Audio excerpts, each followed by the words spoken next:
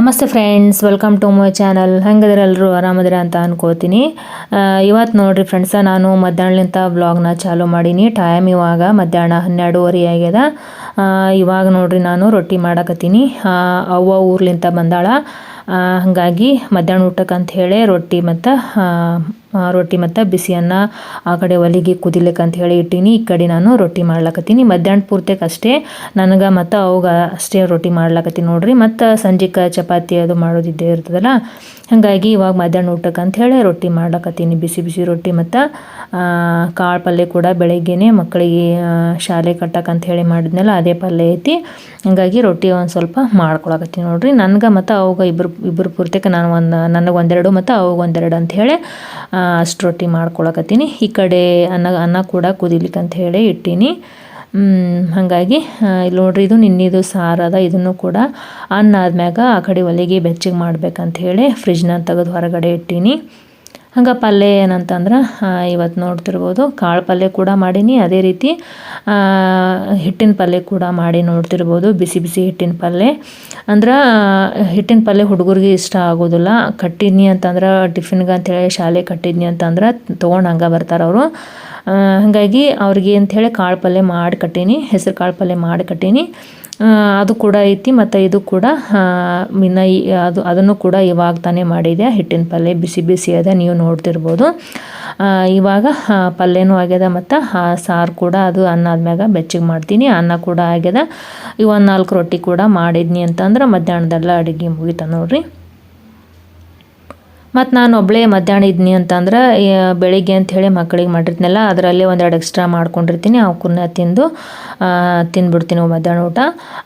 ಅವ್ವ ಬಂದಾಗಲ್ಲ ಇವತ್ತು, ಹಾಗಾಗಿ ಚಪಾತಿ ಅಷ್ಟೊಂದು ಸೇರಂಗಿಲ್ಲ ಆಕಿಗೆ. ಹಾಗಾಗಿ ರೊಟ್ಟಿ ಮಾಡಿಕೊಟ್ರೆ ಅಂತ ಹೇಳಿ ರೊಟ್ಟಿ ಮಾಡ್ಲಕತ್ತೀನಿ ನೋಡ್ರಿ.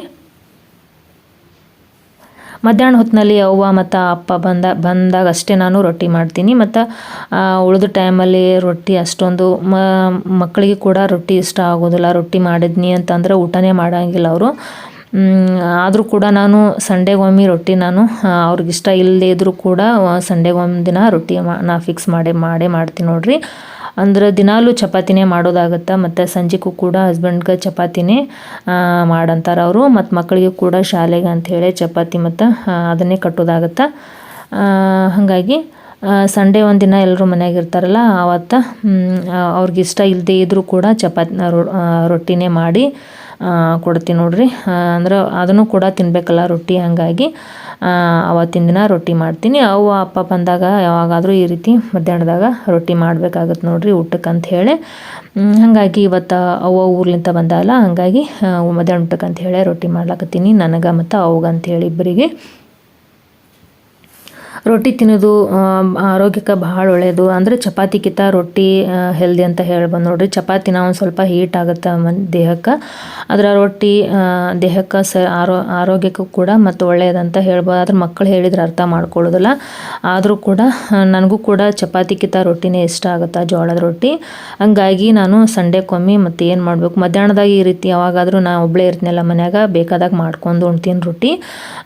ಮತ್ತು ಸಂಡೇ ದಿನ ಎಲ್ಲರೂ ಮಕ್ಕಳದೆಲ್ಲ ಮನೆಗೆ ಇರ್ತಾರಲ್ಲ, ಹಾಗಾಗಿ ಅವತ್ತು ಮಧ್ಯಾಹ್ನ ಊಟಕ್ಕೆ ಅಂತ ಹೇಳಿ ಅವ್ರಿಗೆ ಫಿಕ್ಸ್ ರೊಟ್ಟಿನೇ ಮಾಡಿಕೊಡ್ತೀನಿ. ಮತ್ತು ನನಗೆ ಯಾವಾಗಲಾದರೂ ಮಧ್ಯಾಹ್ನ ಬೇಕಾದಾಗ ನಾನು ರೊಟ್ಟಿ ಮಾಡ್ಕೊತೀನಿ, ಜೋಳದ ರೊಟ್ಟಿ.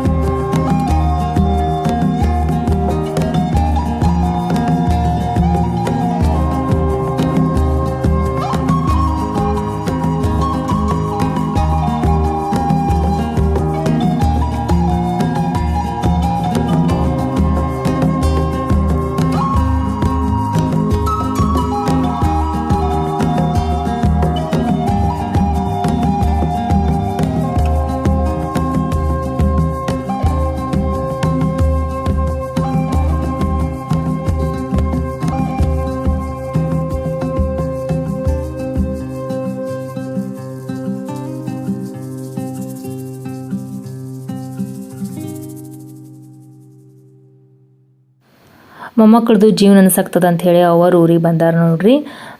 ಅಂದರೆ ಸ್ಯಾಟರ್ಡೆ ಸಂಡೇ ಸ್ಕೂಲ್ ಸಂಡೇ ದಿನ ಸ್ಕೂಲ್ ಸೂಟಿ ಇರ್ತದೆ. ಆ ಕಡೆ ಅವ್ರ ಮನೆಗೆ ಹೋಗ್ತೀನಂತಾರೆ ಮಕ್ಕಳು. ಆದರೆ ಸಂಡೇ ದಿನ ಅದು ಹೋಮ್ವರ್ಕ್ ಮಾಡೋದೇ ಇಲ್ಲ. ಅವರಿಬ್ಬರು ಜಗಳ ಆಡ್ಕೋತ ಆಟ ಆಡ್ಕೋತ ಕೂತ್ಬಿಡ್ತಾರೆ. ಇವ್ರು ಹೋಮ್ವರ್ಕ್ ಮಾಡಂತ ಅಂದ್ರೆ ಅಪ್ಪ ಅವ್ವ ಹೇಳಿದ್ರು ಕೂಡ ಇವರು ಅಜ್ಜಿ ಮತ್ತು ಮುತ್ತನ ಮಾತು ಕೇಳೋದೇ ಇಲ್ಲ ಇವ್ರು ಹುಡುಗರು. ಹಾಗಾಗಿ ನೀವು ಆ ಕಡೆ ಹೋದ್ರೆ ಹೋಮ್ವರ್ಕ್ ಮಾಡೋದಿಲ್ಲ, ಈ ಕಡೆ ವ್ಯಾನಿಗೆ ಬರ್ರಿ ಅಂತೇಳಿ ಹೇಳಿರ್ತೀನಿ ಅವ್ರಿಗೆ. ಹಾಗಾಗಿ ಈ ಕಡೆ ಬಂದಿರ್ತಾರೆ ಅವರು. ಒಂದು 15-20 ದಿನಾನೇ ಆಯಿತು ನಾವು ಹೋಗಿಲ್ಲ, ಅವರು ಕೂಡ ಬಂದಿಲ್ಲ. ಹಾಗಾಗಿ ಜೀವನ ಅನ್ಸಾಗ್ತದವ ಬಂದು ಹೋಗ್ತೀನಿ ಅಂತಂದರು. ಹಾಗಾಗಿ ಮಕ್ಕಳ ಜೀವನ ಅನ್ಸಾಗ್ತದ ಅಂತ ಹೇಳಿ ಬಂದಾರ ನೋಡ್ರಿ ಅಜ್ಜಿ. ಅಂದ್ರೆ ರೋಹಿತರ ಅಜ್ಜಿ ಅಂದರೆ ನಮ್ಮ ಅವ್ವರು ಬಂದಾರ ನೋಡ್ರಿ. ಅಪ್ಪರ ಆದರೆ 2 ದಿನಕ್ಕೊಮ್ಮೆ 3 ದಿನಕ್ಕೊಮ್ಮೆ ಬ್ಯಾಂಕಿನ ಕೆಲಸ ಮತ್ತು ಹೊಲದ ಕೆಲಸ ಅಂಥೇಳಿ ಆಗಾಗ ಊರಿಗೆ ಬರ್ತಿರ್ತಾರೆ. ಬಂದು ಹೋಗ್ತಿರ್ತಾರೆ. ಮತ್ತು ಬಂದಾಗ ಒಮ್ಮೆ ಮನೆಗೆ ಫಿಕ್ಸ್ ಬರ್ತಾರೆ. ಮತ್ತು ಹೊಲದ ಏನಾದರೂ ಕೆಲಸ ಇತ್ತಂದ್ರೆ ಮತ್ತು ಬಿತ್ತೋದು ಮತ್ತು ಈ ರೀತಿ ಎಡೆ ಒಡಿಸೋದು ಹಿಂಗೆ ಏನಾರು ಇತ್ತಂದ್ರೆ ಹೊಲದ ಕೆಲಸ ಇತ್ತಂದ್ರೆ ಬಂದ್ರಂದ್ರೆ ಒಂದು 4-5 ದಿನ ಇಲ್ಲೇ ಇದ್ಬಿಟ್ಟು ಹೋಗ್ತಾರೆ ಹೊಲಕ್ಕೆ ಹೋಗೋದು. ಮತ್ತು ಈ ಕಡೆ ಮನೆಗೆ ಇಲ್ಲೇ ಬಂದು ವಸ್ತಿ ಮಾಡಿ ಹೊಲದೆಲ್ಲ ಕೆಲಸ ಮುಗಿಸ್ಕೊಳಕ್ಕೆ ಹೇಳಿ ಬರ್ತಾರೆ.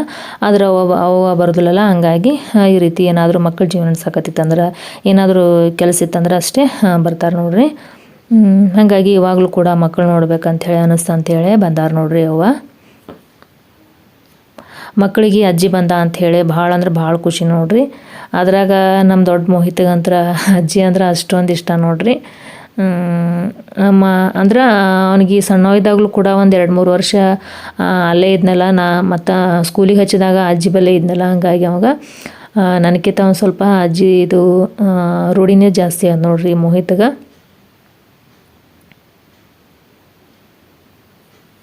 ಫ್ರೆಂಡ್ಸ್, ಅದೇ ರೀತಿ ಎಲ್ಲ ಕಾಯಿಪಲ್ಯನೂ ತೆಗೆದ್ಬಿಟ್ಟು ಇವಾಗ ಫ್ರಿಜ್ಜಲ್ಲಿ ಎತ್ತಿಡ್ತೀನಿ. ಕುರ್ನ ಮೆಣ್ಸಿಕಾಯಿ ಇದೆಲ್ಲ ತೆಗೆದಿಡ್ತೀನಿ ನೋಡಿರಿ. ತುಂಬ ಸಮೇತ ಹಂಗೆ ಇಟ್ನಿ ಅಂತಂದ್ರೆ ಜಲ್ದಿನೇ ಹಾಳಾಗಿಬಿಡ್ತಾವೆ. ಹಾಗಾಗಿ ಅವೆಲ್ಲ ತೆಗೆದ್ಬಿಟ್ಟು ಫ್ರಿಜ್ಜಲ್ಲಿ ಎತ್ತಿಡ್ತೀನಿ. ಮತ್ತು ಬೆಂಡೆಕಾಯಿ ತಂದೀನಿ. ಮತ್ತು ಕರಿಬೇವು ಇತ್ತು ನಮ್ಮ ತೋಟದಾಗ. ಹಾಗಾಗಿ ಕೊತ್ತಂಬರಿ ಅಷ್ಟೇ ತಂದೀನಿ. ಸಬ್ಬಸ್ಗೆ ಪಲ್ಯ ಮತ್ತು ಮೆಂತ್ಯ ಪಲ್ಯ ತೊಗೊಂಬಂದೀನಿ. ಹಾಗೆ ಬೆಂಡೆಕಾಯಿ ತೊಗೊಂಬಂದೀನಿ. ಮಕ್ಕಳಿಗೆ ಬೆಂಡೆಕಾಯಿ ಚಟ್ನಿ ಅಂದರೆ ಭಾಳ ಇಷ್ಟ. ಪಲ್ಯಕ್ಕಿಂತ ಬೆಂಡೆಕಾಯಿ ಚಟ್ನಿನೇ ಇಷ್ಟಪಡ್ತಾರೆ. ಹಾಗಾಗಿ ಚಪಾತಿಯಾಗ ಬೆಂಡೆಕಾಯಿ ಚಟ್ನಿ ರೊಟ್ಟಿ ಒಳಗೆ ಚಲೋ ಆಗತ್ತೆ ಕರೆ. ಆದ್ರೆ ಅವ್ರಿಗೆ ಚಪಾತಿಯಾಗ ಬೆಂಡೆಕಾಯಿ ಚಟ್ನಿ ಬೇಡ್ತಾರೆ. ಹಾಗಾಗಿ ಒಂದಿನ ಸ್ಕೂಲಿಗೆ ಬೆಂಡೆಕಾಯಿ ಚಟ್ನಿ ಕೊಟ್ಬಿಟ್ಟು ಕಳಿಸ್ತೀನಿ. ಪಲ್ಯನೂ ಮಾಡಿದ್ರೆ ಅಂತ ಹೇಳಿ ಒಂದು ಅರ್ಧ ಕಿಲೋ ಬೆಂಡೆಕಾಯಿ ತೊಗೊಂಬಂದಿನಿ ನೋಡ್ರಿ. ಅದೇ ರೀತಿ ಡಬ್ಬು ಮೆಣ್ಸಿಕಾಯಿ ತಂದೀನಿ. ಇಷ್ಟೆಲ್ಲ ತೊಗೊಂಬಂದಿನಿ ನೋಡ್ರಿ. ಹಂಗೆ ಟಮಾಟಿ ಮತ್ತು ಮೆಣ್ಸಿಕಾಯಿ ಇಷ್ಟೆಲ್ಲ ಕಾಯಿಪಲ್ಯ ತೊಗೊಂಬಂದಿನಿ ನೋಡ್ರಿ. ಮತ್ತು ಮಕ್ಕಳಿಗೆ ಅಂಥೇಳಿ ತಿನ್ನೋಕೆ ಅಂದ್ರೆ ಕಬ್ಬಿನ ಹಾಲು ಬೇಡ್ತಾರೆ. ನಮ್ಮ ರೋಹಿತ್ಗೆ ಕಬ್ಬಿನ ಹಾಲು ಅಂದರೆ ಭಾಳ ಇಷ್ಟ. ಸಂತಿ ದಿನ ಒಮ್ಮೆ ಕಬ್ಬಿನ ಹಾಲು ಬಂದೇ ಬಿಟ್ಟಿರ್ತಾವೆ. ಅಂದ್ರೆ ದಿನಾಲೂ ಮಾರಕ್ಕೆ ಬರ್ತಾರೆ. ಮನೆ ಕಡೆಯಲ್ಲಿ ಮಾರಕ್ಕೆ ಬರ್ತಾರೆ. ಆದ್ರೆ ಅವು ಅಷ್ಟೊಂದು ರುಚಿ ಇರೋಂಗಿಲ್ಲ. ಮತ್ತು ಜಾಸ್ತಿ ನೀರು ಇರ್ತಾವೆ ಕಬ್ಬಿನ ಹಾಲವು. ಇವು ಸಂತಿ ದಿನ ಅಂತಂದ್ರೆ ಫ್ರೆಶ್ ಇರ್ತಾವೆ ಮತ್ತು ಗಟ್ಟಿರ್ತಾವೆ. ನಮ್ಗೆ ಅಂದ್ರೆ ಐಸ್ ಹಾಕಿ ಕೊಡೋಂಗಿಲ್ಲ ಅವರು. ಗಟ್ಟಿರ್ತಾವೆ ಒಂದು ಸ್ವಲ್ಪ ಹಾಲವು. ಹಾಗಾಗಿ ಸಂತಿ ದಿನ ಫಿಕ್ಸ್ ಒಮ್ಮೆ ನೀ ಸಂತಿಗೆ ಹೋಗಿರ್ತಿಲ್ಲ ಮಮ್ಮಿ ಕಬ್ಬಿನ ಹಾಲು ತೊಗೊಂಬ ಅಂತ ಹೇಳ್ತಾನೆ ರೋಹಿತವ. ಹಾಗಾಗಿ ಕಬ್ಬಿನ ಹಾಲು ತೊಗೊಂಬಂದೀನಿ. ಮತ್ತು ಮೋಹಿತ್ಗೂ ಕೂಡ ಅದು ಇದು ತಿನ್ನಕ್ಕೆ ಹೇಳಿದ್ನವ. ಅವಕ್ಕೂ ಕೂಡ ತಂದೀನಿ ಮಕ್ಕಳಿಗೆ ತಿನ್ನೋಕೆ. ಮತ್ತು ಇವೊಂದು ಸ್ವಲ್ಪ ಕಾಯಿಪಲ್ಯ ತೊಗೊಂಬಂದೀನಿ. ಮತ್ತು ಮಕ್ಕಳಿಗೆ ತಿನ್ನೋಕೆ ಅಂತ ಹೇಳಿ ಇವು ಬಿಸ್ಕಿಟ್ ಬ್ರೆಡ್ ಅವು ಎಲ್ಲ ತಿನ್ಸೋದಾವು ಕರೆ. ಆದ್ರೆ ಸಂತಿ ದಿನ ಇದ್ದಾಗ ಮಾತ್ರ ಇವಕ್ಕೂನು ಫಿಕ್ಸ್ ಹೇಳೇ ಬಿಡ್ತಾರೆ ಅವರು. ಕಬ್ಬಿನ ಹಾಲು ಅಂಥೇಳಿ ಹೇಳೇ ಬಿಡ್ತಾರೆ ನಮ್ಮ ರೋಹಿತ. ನೀವು ಸಂತಿಗೆ ಹೋದಾಗ ಮಮ್ಮಿ ಕಬ್ಬಿನ ಹಾಲು ತೊಗೊಂಬ ಮಮ್ಮಿ ಅಂತ ಹೇಳ್ತಾನೆ. ಹಾಗಾಗಿ ಅವತ್ತು ಅಂದ್ರೆ ಸಂತಿ ಒಳಗೆ ಗಟ್ಟಿ ಇರ್ತಾವೆ ಕಬ್ಬಿನ ಹಾಲು. ಹಾಗಾಗಿ ಹೋದಾಗ ಒಮ್ಮೆ ಫಿಕ್ಸ್ ತಂದೇ ಬಿಟ್ಟಿರ್ತೀನಿ ನೋಡ್ರಿ ನಾನು. ಇದೆಲ್ಲ ಸಂತಿ ಅದನ್ನೆಲ್ಲ ಅಡ್ಜಸ್ಟ್ ಮಾಡಿ ಇಟ್ಬಿಟ್ಟು ಮತ್ತು ಸಂಜೆಗೆ ಅಂಥೇಳಿ ಮಕ್ಕಳದು ಬರೋದು ಟೈಮ್ ಆಗುತ್ತೆ. ಇದನ್ನೆಲ್ಲ ಇಡೋದ್ರಾಗ ಟೈಮ್ 5 ಗಂಟೆ ಆಗೇ ಬಿಟ್ಟ ನೋಡ್ರಿ. ಇವಾಗ ಇವ್ರನ್ನ ಇಟ್ಬಿಟ್ಟು ಮತ್ತು ಸಂಜೆ ಕೆಲಸ ಮತ್ತು ಮಾಡ್ಕೋಬೇಕು ನೋಡ್ರಿ. ರೊಟ್ಟಿ ಅಂತ ಮಧ್ಯಾಹ್ನದಾಗ ಮಾಡಿದ್ನೆ. ಇನ್ನು ಚಪಾತಿ ಹಿಟ್ಟನ್ನು ಬೆಳಿಗ್ಗೆನೇ ನಾದಿಟ್ಟಿದ್ದೆ. ಮತ್ತು ಅಂದ್ರೆ ಮಕ್ಕಳಿಗೆ ಸ್ಕೂಲಿಗೆ ಕಟ್ಟಕ್ಕೆ ಅಂಥೇಳಿ ಬೆಳಿಗ್ಗೆ ಚಪಾತಿ ಮಾಡಿದ್ನಲ್ಲ, ಅವಾಗ ಸಂಜೆಗೂ ಆಗುತ್ತೆ ಅಂಥೇಳಿ ಒಂದು 4-5 ಆಗಷ್ಟು ಹೆಚ್ಚಿಗೆ ನಾದಿರ್ತೀನಿ. ಅದು ಉಳಿದಿದ್ದ ಹಿಟ್ಟನ್ನು ಫ್ರಿಜ್ಜಲ್ಲಿ ಎತ್ತಿಟ್ಟಿರ್ತೀನಿ. ಅದನ್ನು ತೊಗೊಂಡ್ಬಿಟ್ಟು ಸಂಜೆಗೆ ಚಪಾತಿ ಮಾಡ್ತೀನಿ. ಮಧ್ಯಾಹ್ನಕ್ಕೆ ಅಂಥೇಳಿ ರೊಟ್ಟಿ ಮಾಡಿದ್ನೆಲ್ಲ, ರೊಟ್ಟಿದು ಊಟ ಆಗ್ಯದ. ಇವಾಗ ಸಂಜೆಗ್ದು ಚಪಾತಿ ಅಂತ 8-8:30 ಸುಮಾರು ಊಟಕ್ಕೆ ಕೂತಿರ್ತೇವಲ್ಲ ಆ ಟೈಮ್ದಾಗ ಮಾಡ್ತೀನಿ. ಇವಾಗ ಸಂಜೆಗೆ ಅಂಥೇಳಿ ಸಾಂಬಾರು ಐತಲ್ಲ, ಇನ್ನೊಂದು ಸ್ವಲ್ಪ ಬಿಸಿ ಅನ್ನ ಮಾಡಿಬಿಡ್ತೀನಿ. ಮಧ್ಯಾಹ್ನಕ್ಕೆ ಮಾಡಿದ್ನೆಲ್ಲ ಅದು ಸ್ವಲ್ಪ ಆಗಿತ್ತು. ಇನ್ನೊಂದು ಸ್ವಲ್ಪ ಬಿಸಿ ಅನ್ನ ಮಾಡಿಬಿಡ್ತೀನಿ. ಮಕ್ಕಳಿಗೆ ಅನ್ನ ಮತ್ತು ಸಾಂಬಾರು ಉಣ್ತಾರೆ. ಅದೇ ರೀತಿ ಪಲ್ಯ ಕೂಡ ಐತಿ. ಹಿಟ್ಟಿನ ಪಲ್ಯ ಮಾಡಿದ್ನಲ್ಲ ಆ ಪಲ್ಯ ಕೂಡ ಐತಿ. ಮತ್ತು ಉಣ್ಣು ಕೂತಾಗ ಒಂದು ಸ್ವಲ್ಪ ಚಪಾತಿ ಮಾಡಿದ್ರೆ ಆಯ್ತು ನೋಡ್ರಿ. ನಾಳ ಒಂದು ಬಂದಿಲ್ಲ ನೋಡ್ರಿ ಫ್ರೆಂಡ್ಸ್, ಒಂದು 15 ದಿನನೇ ಆಯಿತು ನೀರು ಬಿಟ್ಟು. ಈ ಕಡೆ ರೋಡ್ ಕೆಲಸ ನಡೆದದಲ್ಲ, ಅಲ್ಲಿ ಒಂದು ಸ್ವಲ್ಪ ಹಡ್ಡ್ಯಾರ, ವಾಲ್ತಿರು ಜಾಗದಾಗ ಹಡ್ಡ್ಯಾರ, JCPಲಿ ಹಡ್ಡ್ಯಾರ. ಹಾಗಾಗಿ ಅಲ್ಲಿ ಒಂದು ಸ್ವಲ್ಪ ಪೈಪ್ ಅದು ಒಡೆದದೇನು ಮಾಡ್ಯದ, ಹಾಗಾಗಿ ನೀರೇನೋ ಬಿಟ್ಟಿಲ್ಲ ನೋಡ್ರಿ. ಅದೆಲ್ಲ ಸುದ್ದ ಆದ್ಮ್ಯಾಗ ಆಮೇಲೆ ಬಿಡ್ತಾರೇನೋ ಗೊತ್ತಿಲ್ಲ. ಇವತ್ತು ನಾಳೆ ಬಿಡ್ತಾರೆ ಅನ್ನಕ್ತಾರ, ನೋಡ್ಬೇಕು ಯಾವಾಗ ಬಿಡ್ತಾರೆ.